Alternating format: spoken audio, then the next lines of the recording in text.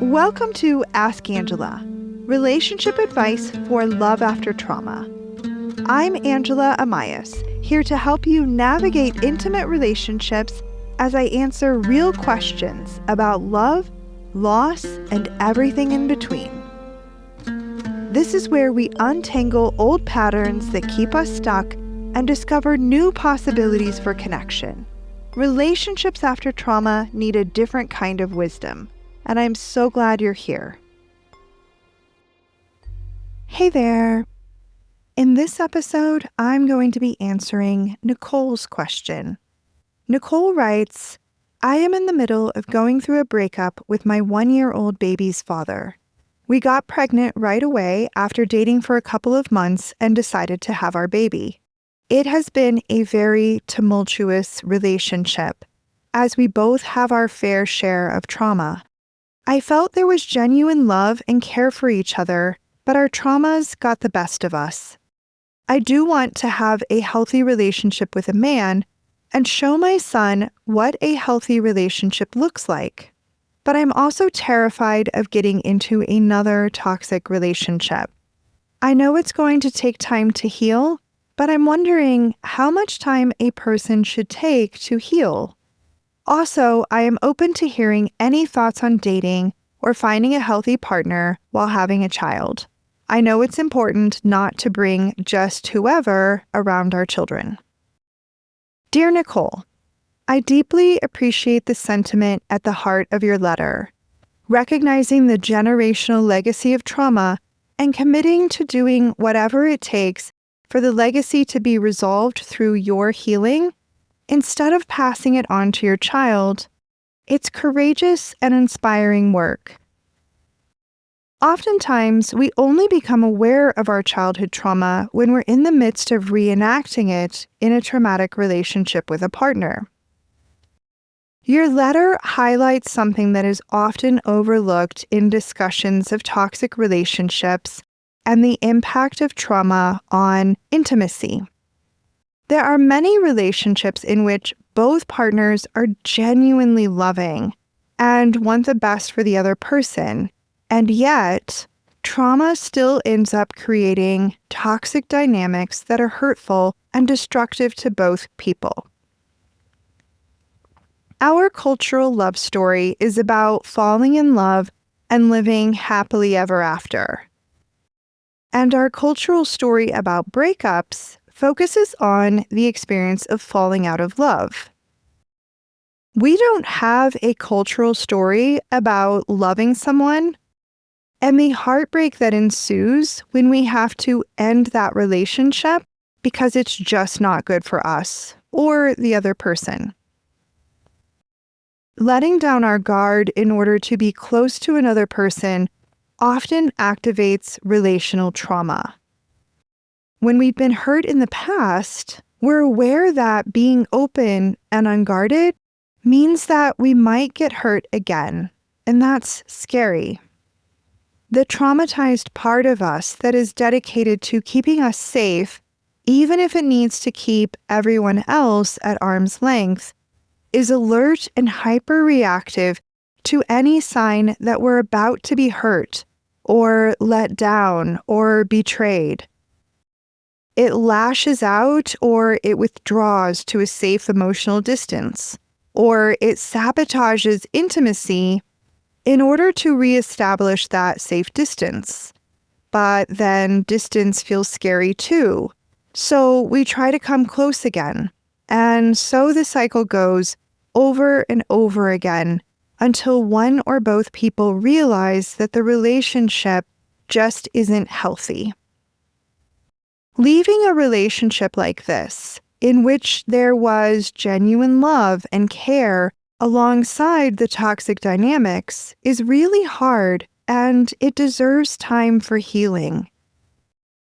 There is often grief about the loss of the positive aspects of the relationship, as well as grief about the unfulfilled potential for what the relationship could have been if only trauma didn't get in the way. An important part of the process of moving on after this relationship involves making space for the complexities of mourning a complicated relationship. You can be sad that it's ended and also recognize at the same time that it had to end. Now that you're starting to think about being open to dating again, you want to have a healthy romantic relationship, but you don't yet trust yourself to successfully avoid getting into another toxic one. One of the important steps in healing after a toxic relationship and preparing yourself for the experience of opening yourself up to new love is looking back over the toxic relationship with a focus on identifying the red flags that signaled the presence of harmful dynamics. I want to be clear that this process of reflection is not about being hard on yourself for missing those red flags or overlooking them or explaining them away. Just because we can see things clearly now doesn't mean that we should have been able to see them at the time. As they say, hindsight is 20/20 and love is blind. So be kind to yourself as you start this process of looking back to see what you couldn't see at the time. As you start to recognize those red flags, even though maybe you didn't see them at the time, you're going to start to feel more confident that you can recognize those signs in a future relationship. Relationships happen in real time, and oftentimes when conflict erupts, we're so caught up in the intense emotions and stress that we don't recognize the red flags that are signaling, danger, danger, get out now. Our bodies pick up on those signs, but our conscious minds don't register what our bodies are trying to tell us. That's why taking time after the relationship is over to sort through what happened can be helpful in learning the valuable lessons that difficult relationships offer us. So let's say that one of the red flags that you identified in your last relationship was that your partner subtly undermined your sense of reality by dismissing concerns you brought up about the relationship. And now you're dating someone new.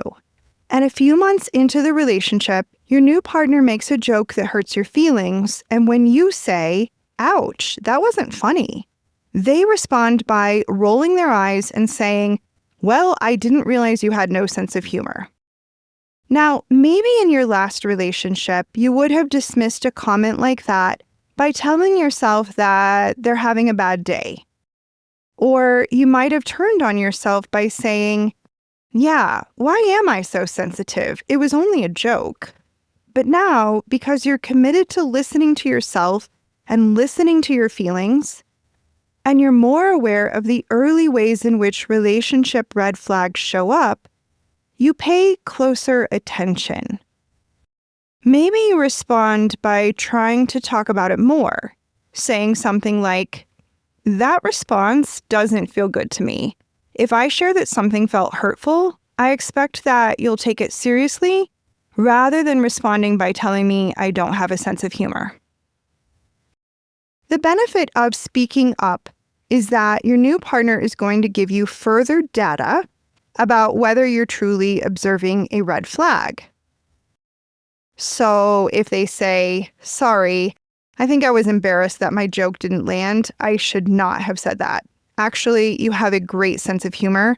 I just made an unfunny joke." Well, then you know that this is someone with whom you can talk through things and reconnect. On the other hand, if they were to say something like, "Why are you blowing this out of proportion? Do you want to pick a fight?"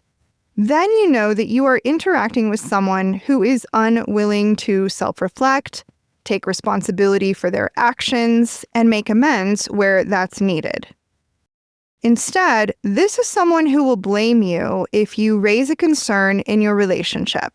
And at that point, you will have evidence that this relationship is likely lacking any potential to be healthy, caring, connected, and mutually supportive.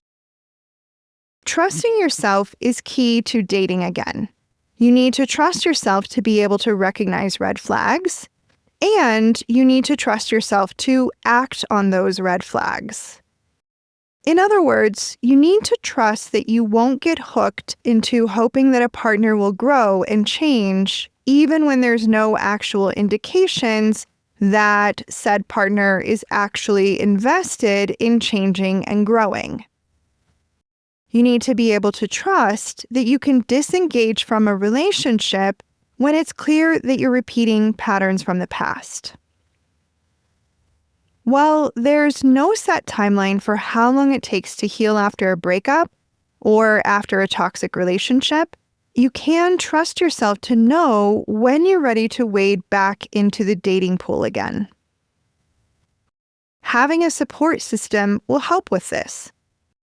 That might mean having a handful of close friends who you know will tell you the truth even if you don't want to hear it. That might mean having a trauma-informed therapist who can support you through the ups and downs of dating. One of the best strategies for making the shift away from toxic relationships toward healthy ones is to raise your standards for what you're looking for in a partner and what you want in a relationship. Having a child is helpful in this regard. First, as a single parent, your time is probably pretty limited. Therefore, anyone you choose to spend time with romantically has to be worth it, right? Instead of tolerating a mostly okay but nothing special kind of dating situation, raise your bar and aim for spending time only with those who are worth the expense of a babysitter and the effort that it takes to have a night out when you have a little one at home. Also, when you have a child, even if you're not bringing anyone around your kid, you can still be mindful of whether this is someone you would want to have around your child. That likely means, at bare minimum, someone who treats you well, someone who has decent emotional regulation skills. In other words, someone who doesn't lose their temper or vent their bad moods on anyone in their vicinity. Someone who is kind and caring. Alongside raising your standards for what you're looking for in a partner, consider what relationship skills that you might need to develop. Healthy relationships don't just happen. Even when we have good intentions for what we want in our relationships, we need to be able to rely on solid relationship skills to navigate the challenges that come with any long-term relationship. This is especially true when we grow up with models of what not to do in relationships rather than models for having healthy, fulfilling partnerships. Learning what to do when your trauma gets triggered so it doesn't play out in your relationships is important.